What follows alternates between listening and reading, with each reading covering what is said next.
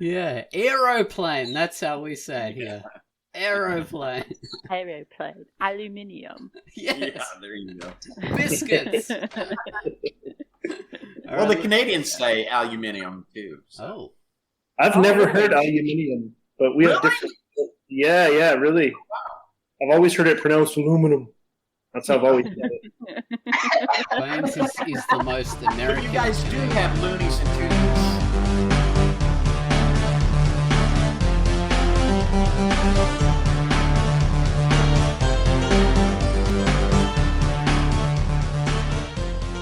Hello, everyone, and welcome to the QUACKCAST. This is QUACKCAST number 558. I'm Ozone Ocean, and with us today is our special guest, Mr. Dwight L Macpherson, who is the creator of Edgar Allen Poo and many other fantastic webcomic projects. I must have heard you say that 5 times There you already, go. but every time you do, it cracks me up. That's enough somebody said. Here comes the popo. He's the creator. It's like he's a published author and just all sorts of things. Just fantastic creator. So before we get into our main interview, we have to bring up our featured comic for the week, of course. Quietcast has given us a feature this week, and she has featured a comic called CHHT. I'm just going to say that because I can't pronounce it. So tell us about CHHT, Quietcast.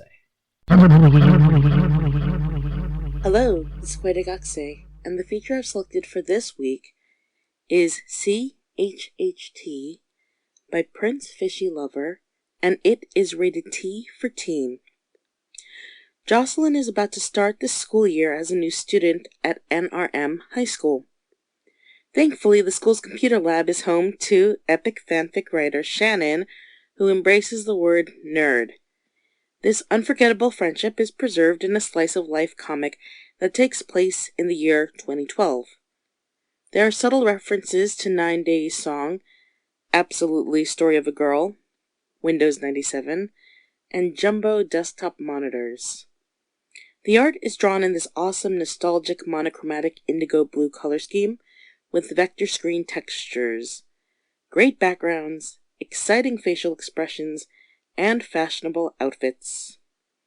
Relive the school years and read CHHT by Prince Fishy Lover, rated T. And that was Quiet's feature, CHHT. Now we're going to do the featured music. Gummels this week has given us the theme to Miss Sisyphus. Miss Sisyphus. This is a slow, monochrome ennui. Colour bleeds in gradually like a stain on paper, filling with life, danger, adventure, futuristic exploration, like a dull and dusty bud blossoming into a gorgeous flower full of colour and heady scent. So take it away, Gummels, with Miss Sisyphus.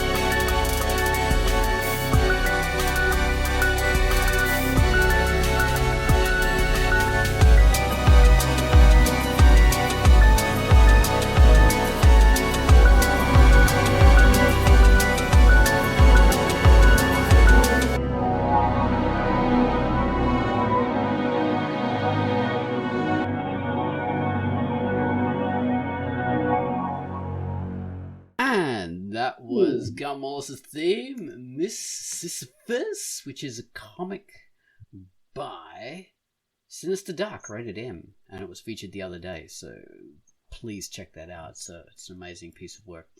So, we have Dwight L Macpherson, Edgar Allen Poo, the very man. This is who the whole QUACKCAST is about, this interview with this comic creator, this published author, who, like, I remember, like, looking at Edgar Allan Poo when I first saw it on Drunkduck in, when was it, about 2007, 2006, something like that? 2006. Yeah, a long time ago. I just saw it there and I thought, Jesus Christ, this is going to be big. This is good looking work, even back then. And, well, it panned out. Yeah, it worked out pretty well. I actually had 4 comics altogether that were on the Duck. I had Whacked, Jim Reaper, and Edgar Allan Poo, and I just put Pip's Monster House is also on there now. And what I loved about Drunkduck is that you guys didn't have an agenda. It seemed like your moderators and you wanted to feature quality stories, and I loved that. There was no agenda. You didn't have to check the boxes. Tell a good story, and you'll get noticed. And I know I was featured a few times on there, but I loved the way it was, and I love it more now because you really have no agenda. You're like, this is what we like. You know what I mean? And I love that. It's wide open for you guys. That's why I would really, really love to see you guys get back to that level, that you were at back in 2006. Yeah, it was pretty big back then. Absolutely. Slings of arrows, their outrageous fortune weren't that kind to us over the years, but we stuck. We survived anyway. Well, you told me the story of everything that happened, and I just really have to... Way to go, you guys, for saving it. That's incredible. So kudos to you guys for saving the Duck. It's not drunk anymore. It's sober, and the sober Duck. But I'm so happy you guys are still around, and and that's why I really said, listen, if I can do anything to help, please let me know. I'd be happy. To help in any way that I can. Just coming on the QUACKCAST is massive. This is fantastic. We love to interview people who have cracked it, worked out how to actually move forward and make a success of their work and make their creation a living out of it, which is just phenomenal. That's the dream of every person who does it as a hobby. Just to go, wow, maybe I could make this my life. So it's a lot of work, though, isn't it? It is. But the cool thing is, you own it. You're not working for the man. It's great. It used to be that all comic creators, their ultimate goal was to work for Marvel and DC, right? Yeah. We want to, this is the top of the pyramid. And now, thanks to people like Robert Kirkman, the top of the pyramid is to own your own property and get it optioned into other, television, movies, you name it, video games. I know there's a WD, I'll just say, a video game. But, Walking Dead. But anyways. Yeah. But that's the top of the pyramid. And you can do that in webcomics. You can totally do that in webcomics. And, if you want to collect your webcomic into comic format, you can put it through Comixology. I know Comixology is getting gobbled up by the Amazon machine, but, you can still have it on there in Kindle format, when they make the changeover. But, you can do that and still get your work out there to be seen by more readers. So it's never been easier. Never in history has it been easier to publish your work than now. So, thanks to Amazon. I mean, we print our books through Amazon, and, Ingram is our distributor through Amazon. So, I mean, it's like Ingram is it. You know what I mean? If you can get your book distributed by Ingram, that was it, right? Okay, they're the biggest distributor, and now Amazon is using Ingram. So, there's the sky's the limit right now. Yeah.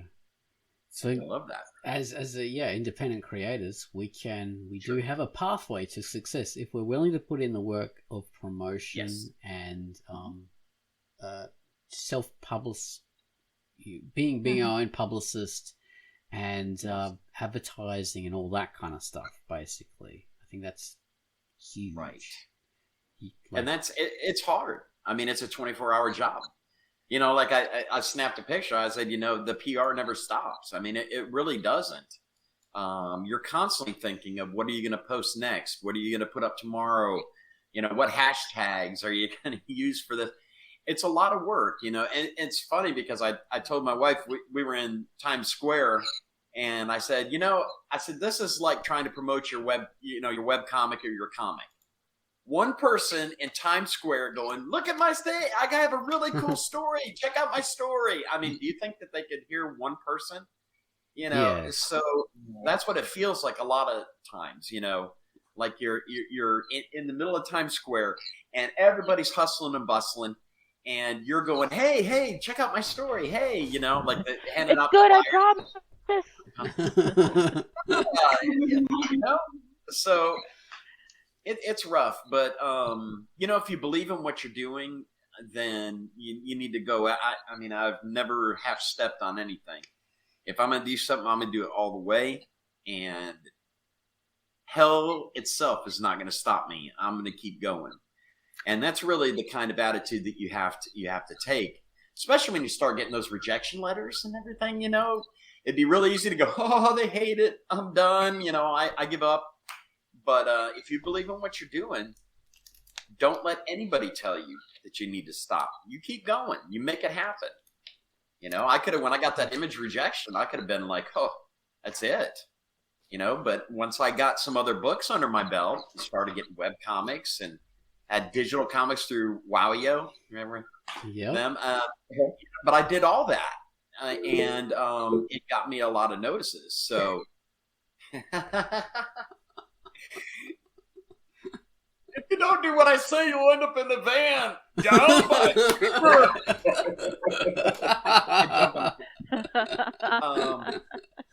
But you know what I mean? Yes. Well, I guess that comes from my Army time, being an NCO, non-commissioned officer, and actually having to motivate troops to do things. And I'm a very passionate person.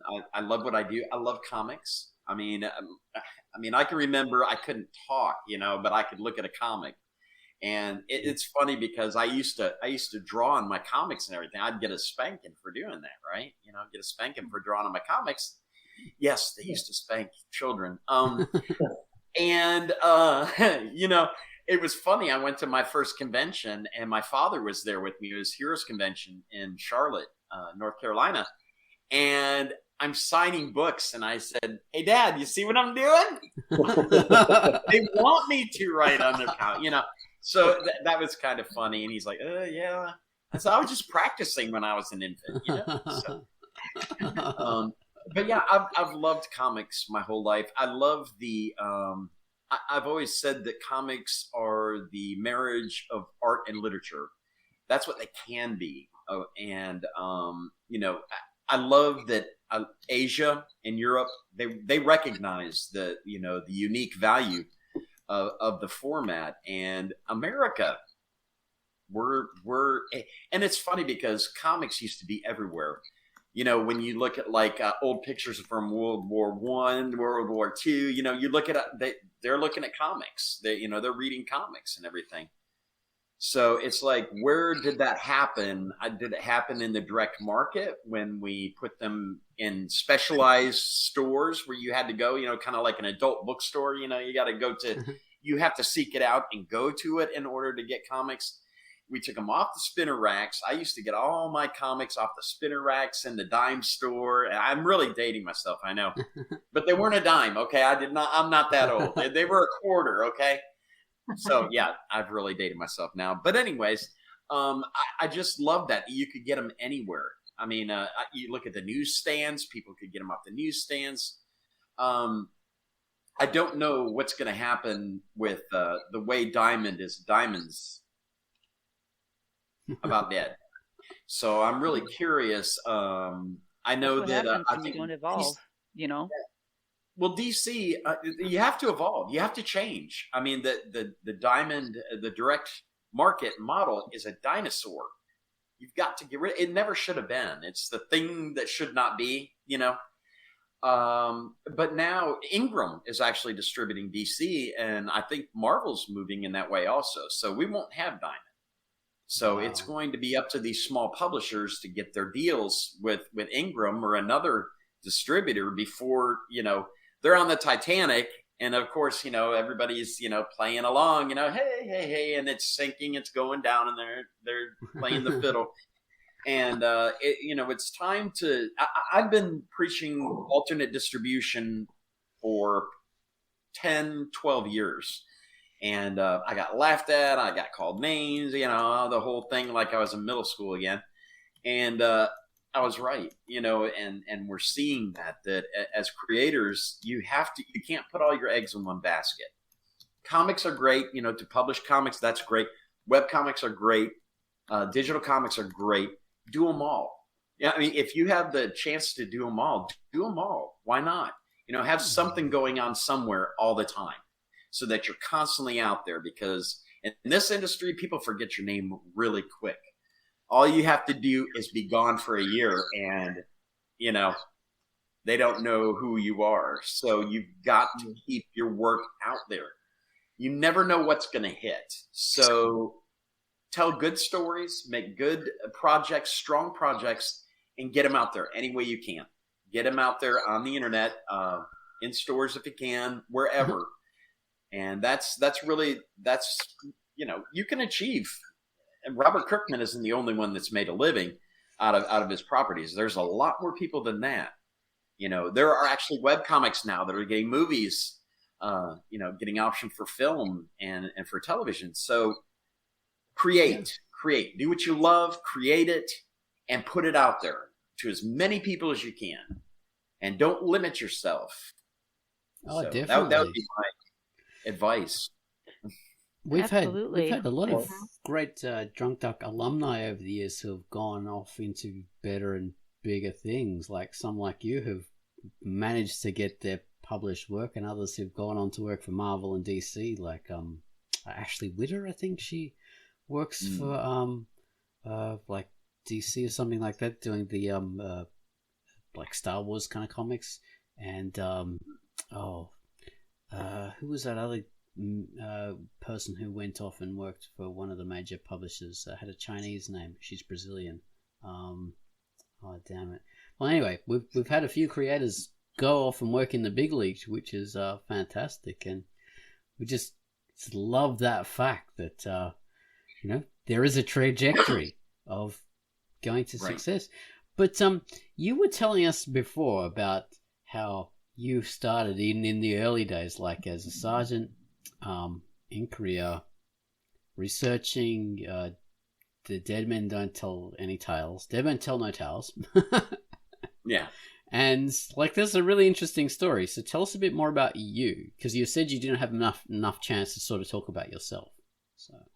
Well, it's funny, we were discussing that. I used to hate talking about myself. I just want to talk about my projects. But what I found over the years is that the more that I'm willing to put myself out there, the more that people are willing to kind of reciprocate. And, I want real connections. I'm not in this to make movies and television and stuff. If that stuff happens, that's great. I'm here to tell stories and make friends. And I know that sounds very cliche, but it's true. I don't want to have fans. I want to have readers. I want to have people that read my work, people that enjoy my work, and people that are willing to give me feedback, people that are willing to go and write reviews and stuff if they like it. I mean, this stuff seems like intuitive to me, but it's really, really hard, even if you can engage on one level, to get readers to, to fully engage with you. But yes, I was in South Korea, Camp KC. I was about 5 miles away from the DMZ. I was a medic, and I was 2-8 infantry. Hated it, But it was funny because when I was going there, like, oh, Sergeant Mac, you're going to come back as a specialist. There's no way you're going to come back as a sergeant. I said, watch me. And while everybody was over there partying and having a good time, because there are clubs like you would not believe in South Korea, I heard because I was the nerd. I was the in the libraries. I was in the internet cafes. And I was researching pirates because I wanted to create a timeline where I could tie together 3 historical pirates into one period of time to tell one story. And I managed to do that because if you look at, they were Captain Kidd, Blackbeard, and Bartholomew Roberts. And I wanted to tie these 3 together, but the problem is Captain Kidd, I mean, he was dead by the time that Blackbeard and Bartholomew Roberts came along. So I had to come up with a device to a MacGuffin, if you will, to tie them all together. And I did that. But I spent that time really researching and writing a comic script. So when I finally came back to the States, to the state of Texas, the country of Texas, I guess some people would say, I had the scripts and I started looking for artists. And, if you're a writer, it can be tough. But I found an artist and he was in South America, and, we started putting a pitch together, and I sent it out to Image, got a rejection letter, Dark Horse rejection, Devil's Due, remember them? Rejection, got all these rejections. And finally I was like, there was a comic on the stand that was from Arcana Comics. And I was like, I'd never heard of them before. But I thought, hey, why don't I go ahead and pitch this? And it did get published, and it was, it was in comic shops and everything. And it was in one particular comic shop. I can hear my dog out there. He's like all teeth. He's a puppy. So he's like teeth and claws are Meltdown Comics in Los Angeles. There was a film and stage producer named Rebecca Kirkland. That was, she decided that she was gonna, no. She decided that she wanted to work in Meltdown just to see what's going on, just, part-time. And she saw this pirate cover by Ben Templesmith. And Ben Templesmith was your, I've met him. Yeah. Yeah, he's a great guy. He's from Perth in Australia. Yes. Yes, he is. And she saw the cover and she's like, oh my gosh, she loved pirates, right? So this is before Pirates of the Caribbean came out, or Caribbean, however you want to say it. But she read it and she loved it. So she contacted my publisher, said, listen, I would like to talk about, optioning this, about producing this as a film. And my publisher contacted me. We started talking. We met up 2 years later at Heroes Convention in Charlotte, North Carolina. Fell madly in love, and we've been married 12, almost 13 years. And that's my wife, Rebecca, who edits my work now. And it didn't work out for the option, but I got her, which priceless, right? Yeah. Yeah. So that's the story of Dead Men Tell No Tales. It saved me from losing rank and money and time, and which I wasn't into that anyways, but what do you do? Well, there you go. Yeah, sometimes the creations don't, come to fruition as like a success in themselves, but just the process of working on them could lead to so many great things. So if you just stick with what you're doing, right, it leads you onto like bigger and better stuff. So it's a worthy thing just to keep working on it. Don't give up. Exactly. If you believe in it, I mean, I don't think anybody sets out there like, okay, I'm going to write a crappy story. I want to tell the crappiest story that I can possibly tell. No. I mean, if you're a storyteller, it's part of who you are. It flows out of you. I mean, as you can tell, I could tell stories here if you want to hear what. No, I'm just kidding. But, you love what you do and you're passionate about it. So you want to get it out there to as many people as you can. And, you don't want to sit on it. And it just kills me. People are like, oh, I would love to do what you're doing. I just don't have the time. So then I'll say, okay, do you play any video games? Oh, yeah. How long? Oh, maybe an hour a day. Oh, okay. Do you watch any television shows? Well, yeah, I watch 2 or 3. I'd say, there you go. There's your space of time for writing. So, you know what I mean? It's people have time to do what they want to do. So if you want to create a comic book, you will, man or woman or whatever, up and take that time and not do something else in order to do what you say you believe in, So you're the only one that will limit what you do. Yeah, that's the thing. Things like video games, they're fun, but they eat up time more than anything else, even more than books, more than film, more than anything. They do. I mean, it's the number one, entertainment industry now. It's totally displaced film.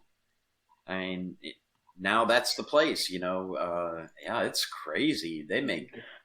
Don't make comics. Go make video games. Yeah, go write video games. Well, yeah, you could do that too. You could write video games. I have friends that are actually writing video games, and they make a really good living at it. But the thing is, they're not writing their own. Well, it's the same thing, yeah. They're working for the aforementioned man. So right. I don't want to do, and that was the thing, we were talking about that, the top of the pyramid. I never had aspirations to write someone else's characters. To me, that's a job. That's not, a goal. My goal is to tell my own stories, to tell my stories the way I want to. And that's why me and my wife created Hocus Pocus Comics, so I could do that. I could tell my stories the way I wanted to. That I didn't have an editor that, bumping heads with, and I got nothing against editors. I've edited several books. My wife has edited all my stuff. And sometimes we bump heads, and that's fine. But I wanted to, when you're a creator, you have a vision of what you want to see happen with your property. And who better to do that than yourself, and that's why we went the route of self-publishing. And, we have our books printed through Amazon, absolutely, who is now distributed by Ingram. So, I mean, you can go to Barnes & Noble, you can go to Books A Million, wherever you buy your books, and say, listen, I'd like to order The Imaginary Voyages of Edgar Allan Poe, Volume 1 and 2. Get them both. And they can order them for them. Tuesday, I'm going to sign a book that a local bookstore ordered for somebody that ordered it, and I'm going to go sign the book for them. Wow. So I love doing that. I love doing that. I told all the bookstores that that I've seen my books in, listen, if you want me to, or I'll just sign them, standing there. Neil Gaiman does it, it should be okay. But yeah, just sign the books. And I love that. And, I still usually ask people, would you like me to sign it? Because I think it's a great honor to sign it, that somebody wants your signature. That's, what a compliment. Yeah, it really is. It's great to have a book person. person. Yeah, sign it. I'm like, okay. I'll just sign my name. That way, when you put it on eBay later, then, yeah, say to John, Oh, jeez. Yeah, increase that value. Get it up there. Yeah. Bookstores hate it, by the way, when you go in and sign just in various books written by other people. Yeah, there you go. They're not crazy about that. I found out. You found that out? Yeah. But so writing, it sounds like you started writing very early in life, very young. Was it always comics, or that was your interest, or? Well, yes, I did. I would draw my own comics and everything. And that was, what was really cool is that my friend J.S. Earls and we actually made this comic, and it was sold in our local comic store when we were in high school, and we Xeroxed it off, and made this comic, and it was called Jeppy's Comic World. Steve Jeppy was the owner, who is the Diamond guy, who created Diamond. But and he said they sold out. But you know what? I think he bought them all, because it really, I mean, that's a big deal. I mean, 10 copies and they sign out, and you're like in 10th grade. So I was like, wow, this is awesome. But I also, like writing prose as well. And I love to tell this because I love teachers. They do not get enough respect. They do not get enough pay. Teachers are awesome. And I love educators on every level. But I had a 4th grade teacher named Mrs. Flynn. And, we did a lot of creative writing in 4th grade. And she told me, she said, Dwight, if you keep this up, you're going to make a living doing this one day. And people are going to buy your books. And I was so encouraged. And that's why I wish I could find her. I've tried, not stalking, you know what I mean? But like looking online, trying to find her just so I could thank her. Because that really inspired me and really, made me turn in that direction. It's funny. I saw something on Facebook. People are like, if you could do your dream job, what would it be? And I'm like, I do my dream job. You know what I mean? I'm doing it. I mean, I'm really blessed to be able to do it and have a wife that supports me doing it. And, I'm living the dream, so. Yeah, she's a creator as well. And, She is. and you've managed to bring up, 3 sons as well as being a comic creator. And so you haven't had to put your life on hold or anything like that.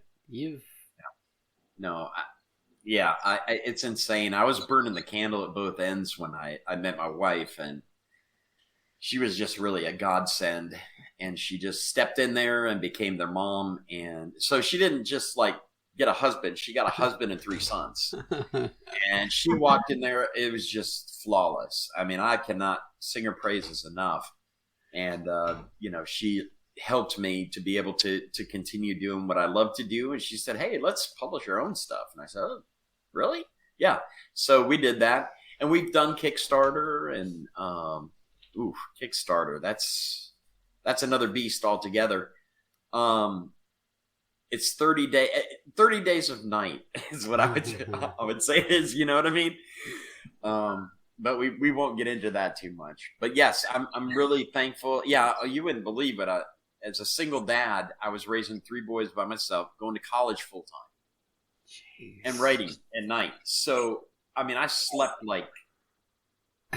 maybe an hour and a half a day, and I couldn't keep that up. And I'm paying for it now, later in life. But I don't regret it. I think I told some memorable stories, and I'm happy with that. So. One of the weird things I've found, being an admin of Drunkduck for so many years, I find most people's most fruitful, most creative time is when they're under the most stress.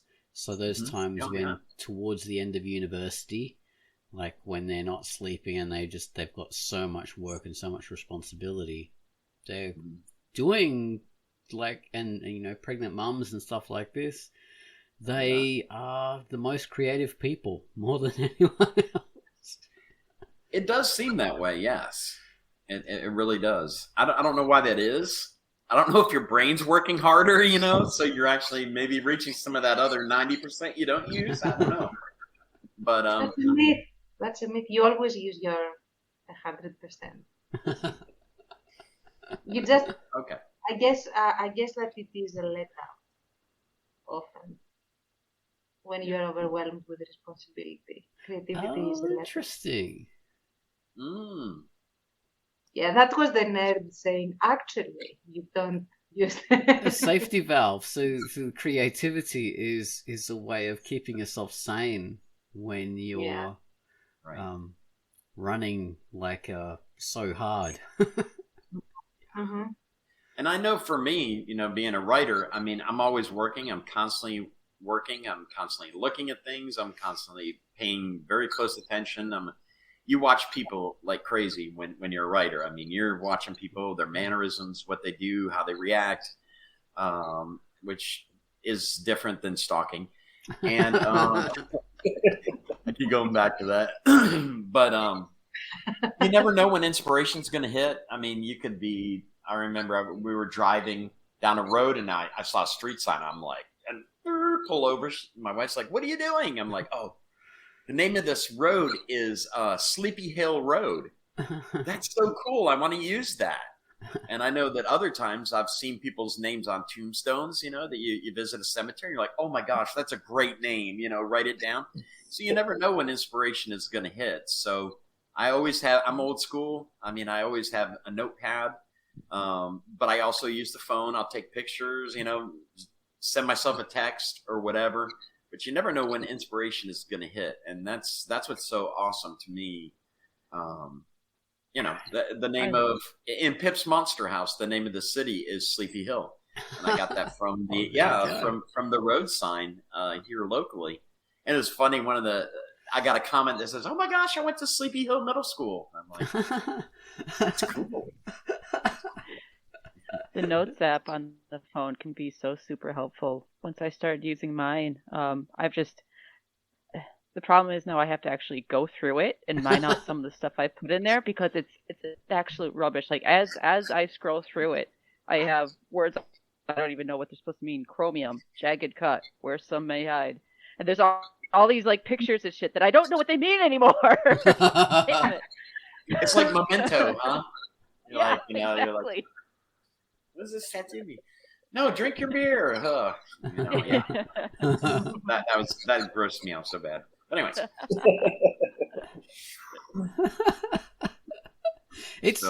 That's what I was going to ask. Like, say you're writing stuff down in notebooks, you're saying, how do you keep track of those? Because I find when I used to do like physical notebooks, I couldn't keep now I was in a notebook. Which one? And where did I put them? And which page? I just couldn't keep track. Yeah, I end up doing a lot of searching through my notes and stuff like that. I don't know. It's research, right? Research. No, I don't know. Is it just? I'm not to say. That's why I say, I could never teach a class on writing because I do what works for me, and somebody else might say it looks like a, something storm, but it works for me. It works for me, and somehow I'm able to keep it all straight. And I have changed a lot more to sending myself texts and stuff like that. Because, right. You can fill up, and I have, 20, 30 notebooks. A buddy of mine, Kevin Scott, he was talking about all the notebooks that he had. He's like, this isn't my library. This is my journals, collection. I'm like, good Lord, I thought I was bad. But, what works. Is it sometimes that like the act of writing it down helps crystallize it in your brain? So even if you're not going to check it on it later, it's just you wrote it down, so it's like written down on neurons. So I remember that. Well, yeah, that's been scientifically proven that when you actually write something down, that you've actually increased your chances of remembering it, and that's why you take notes when you're going to college, right? You write down the notes and a lot of times it comes back to you during the test when you really may not have gone over your notes like you should have. But those things come back. Oh, yeah, I remember that. I remember the answer. It's all C. I was the guy in college, in English classes where like, okay, the test will be, you have to write paragraphs, for your answers and stuff. It's like, and everybody go, oh, it's an essay test. There you go. That's about it. It's an essay test. And everybody's like, oh, and I'm like, yes. I was so excited. And everybody turned in one page, and I turned in like 5 pages because I went back later in life to college after the Army. And I would turn in 5, 6 pages, A plus, A plus. My dog's trying to get in. I'm not here. I'm kidding. Yes. So yes, my whole life I've loved writing. I'd had some stuff published in the high school, literary magazines and stuff like that as well. And I had one story published in Reader's Digest, and no, I don't know the year but I was young. I was in high school, and that's been lost to time, unfortunately. That's amazing. I remember. I'm a little bit older than a teenager. I was just going to ask about, like, say, you said initially when you did your 10th grade comic, you drew it. You used to draw comics, but then you started getting artists. So you moved away from doing the art and. Well, it was a collaborative project. I wrote it, and J.S. Earls drew it. Oh. But yes, I also drew some of my own comics in high school. I was actually going to go to art school, and I didn't have the patience for it because I could not get what I was seeing in my head out fast enough to keep it fresh. And so I found that if I write, I can write as fast as I can type, which is decent, but I can get it out a lot faster, what I have to say. And I see pictures in my mind, which makes the writing comic format the easiest for me. I mean, I can crank out a comic script, if you say, hey, I need that tomorrow at 4 p.m. I got it. Wow. I got it. So now prose, on the other hand, is different. But I don't know the way my brain works. I mean, maybe it's all the Viewmasters, you remember the Viewmasters? I think that's maybe why I see in pictures. I don't know. It's a theory. It's a working theory. But yes, that's how I think. I think in pictures, and I see the picture in my mind and I write it down. And I use camera angles and everything. And I've been told by many screenwriters, oh my gosh, you've basically written a screenplay. I mean, you have less direction in a screenplay than you have in a comic book. Because I'm not like Alan Moore descriptive, but I mean my descriptions are usually about 2 paragraphs, and I love giving references to the artist as well. I'll find images on the internet and I'll put links in the script, that he can look at, and so I have a very clear picture of what I want in my mind, and depending on, I didn't know this was going to become a writing thing. I'm sorry, but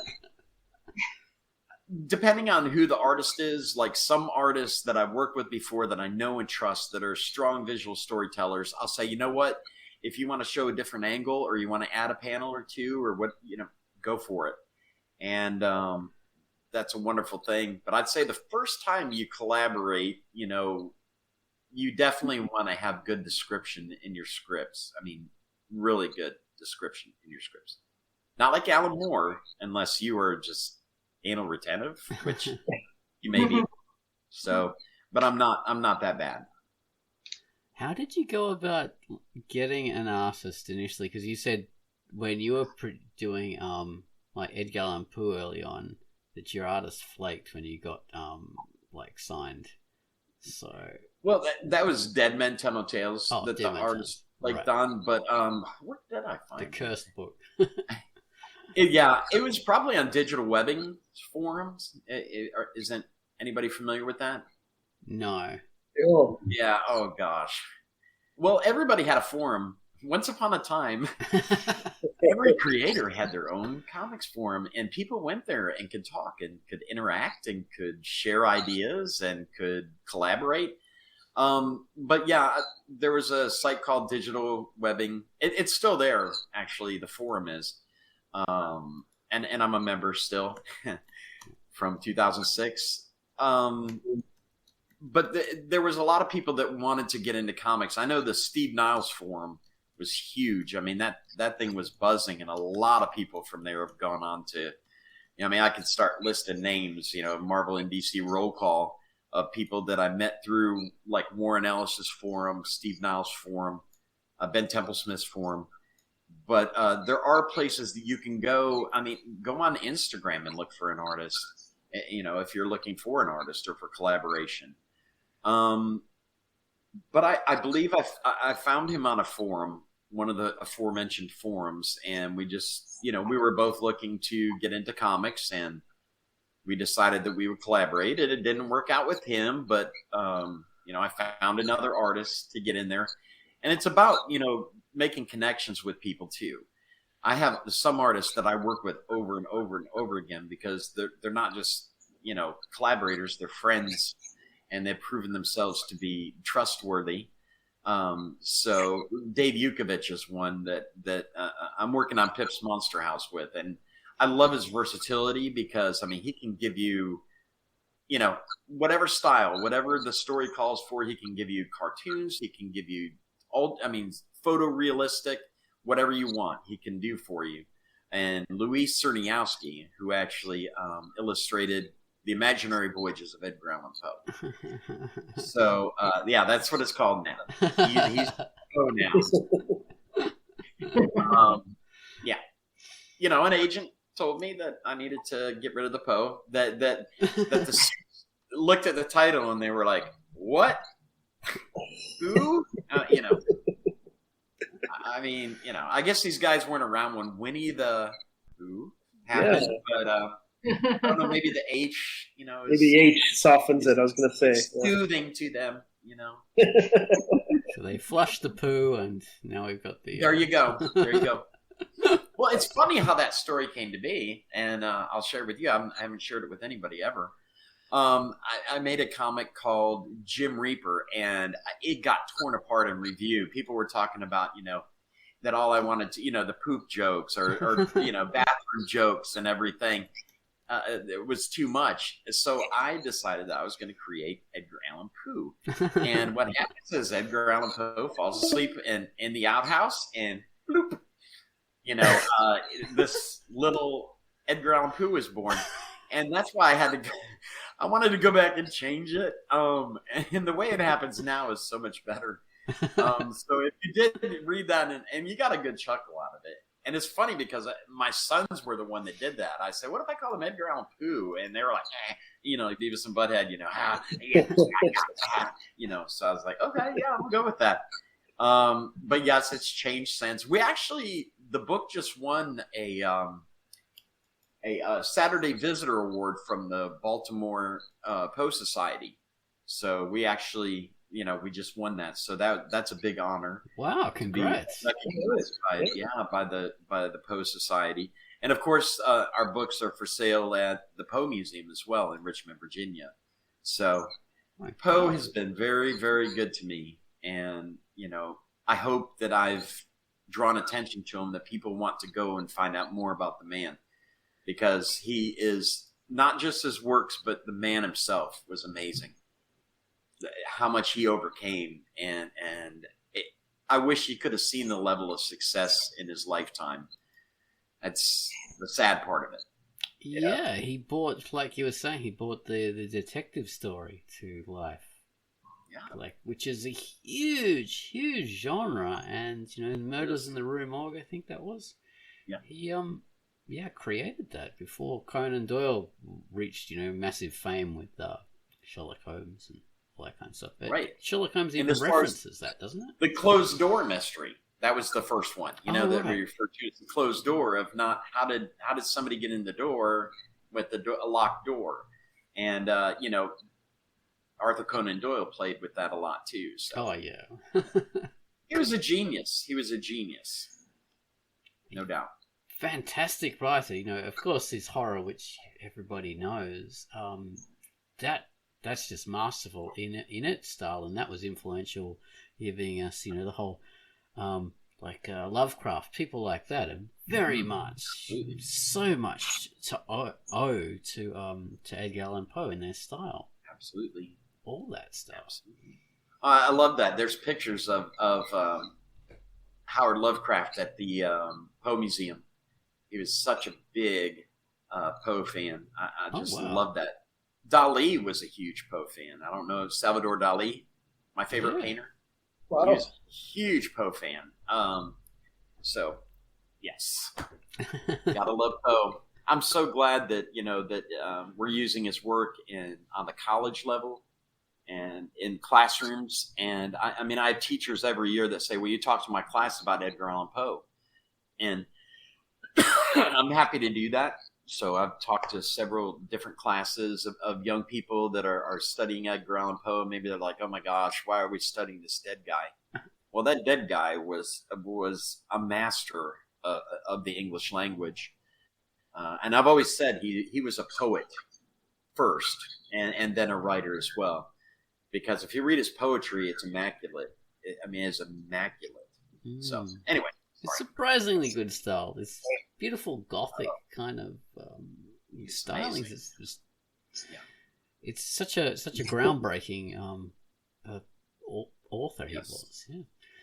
And a famous American author as well, which is a really cool kind of aspect, because so many famous authors, especially from back then, were in Britain and all sorts of places around the world. So yeah, he was a awesome American author, along with people like Washington Irving. Yeah, Washington Irving. Samuel, what's his name? Mark Twain. I was just like, I don't know all sorts of American poets. Samuel Clemens. Samuel Clemens. That's who I was thinking of. Samuel Clemens. Yeah, because I can't remember his the Mark Twain name. But you know what? I can't help but think that Edgar Allan Poe would have definitely giggled at Edgar Allan Poo. He would have liked that, I think. I can only hope. He loved puns, so I really think he would. He had a cat named Katerina, so I mean, he loved puns. He was constantly telling puns. Yes. Yeah. He would have loved it. He would probably have a little bear, with his feature as Edgar Allan Poo. Oh, yeah. Crossover. Disney will have something to say about that, though. That's then you're running into the man then, and yeah, exactly. Yeah, running. He would have been there first, I think, wouldn't he? So. Well, Google is telling us that it's going to cut off our call in 5 minutes, so we better wrap up. Thank you so much for being on the QUACKCAST. Thank you for having me. I appreciate it, and I'll come back anytime you want me. So. Oh, thank you. Yeah. So everybody, check out Dwight's what is it called now? Because I just keep thinking Surreal Adventures of Edgar Allan Poo. Now it's called The Imaginary Voyages of Edgar Allan Poe. And Imaginary Voyages. Our site, my dog is he's like, enough. I need some daddy time. Breaking down your door. hpcomics.net is the name of my self-publishing site. So check out hpcomics.net. And should I spell it? No, I won't spell it. But check us out and see. And we have a ton of stuff going on, and I have way too much stuff going on. It's insane, but I'm insane. But I've learned to accept that and embrace it. Good company. There you go. Exactly. I don't want to be boring. I'm different. Yeah. Yeah, you've been a fantastic guest. So entertaining, so creative, so exuberant and ebullient. Yeah, and very inspiring for everyone listening, I'm sure. So yeah, thank you. Thank you very much. Thank you, Dwight. Thank you. It's been fun. Stay in touch. Absolutely, you too. Okay, will do. All right, bye-bye. Bye-bye.